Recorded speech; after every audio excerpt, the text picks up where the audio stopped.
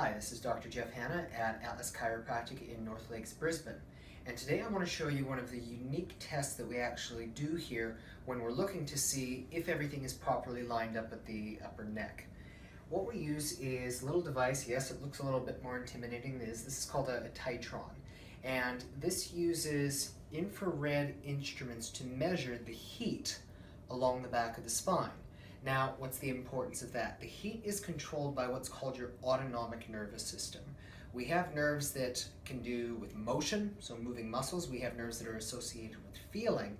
And then we also have the nerves in our body that control our organs and everything that we don't actually feel, including the dilation of blood vessels.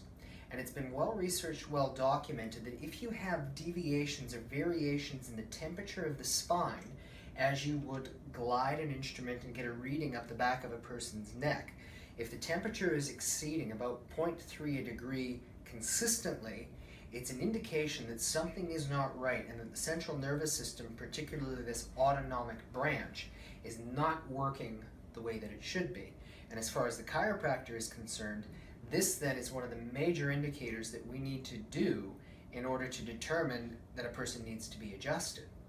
Now, that's not the only thing that we look at. We also look at something that's called a pattern analysis. And so when you run one of these scans or one of these instruments, it comes up on the screen and we get a little graph, something like this, a bunch of squiggles. I know it doesn't mean very much unless you've studied it. The gist of it is it's the temperature on the left side, the temperature on the right side, and the temperature midline. And these squiggles, if I was to take a person and run a scan and then do one an hour later, and then do another one an hour later, or even over the course of a few days, it should always be changing. But if you keep doing the same scans over and over and over, and maybe not the whole thing, but there's a certain part of it that no matter how many scans you take, it doesn't change.